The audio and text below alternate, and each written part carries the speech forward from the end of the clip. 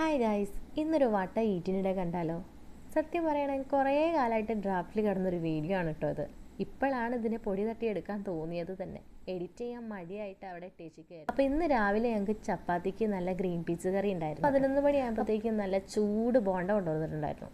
അപ്പോൾ അത് ചായ കൂട്ടി കഴിച്ചു. ഉച്ചയായപ്പോഴേക്കും ചോറിന് നല്ല അയില തേങ്ങ അരച്ച കറിയും പച്ചക്കായ് കറിയും ക്യാബേജ് ഉപ്പേരിയും പപ്പടവും അതുപോലെ ഓംലേറ്റും ഉണ്ടായിരുന്നു. അതെല്ലാം കൂടി കഴിച്ചു.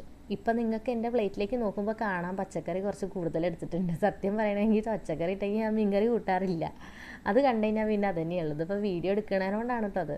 പിന്നെ ഈവനിങ് ആയപ്പോഴേക്കും മോന് വേണ്ടിയിട്ട് പാൽവാഴൊക്കെ ഉണ്ടാക്കിയിട്ടുണ്ടായിരുന്നു കേട്ടോ.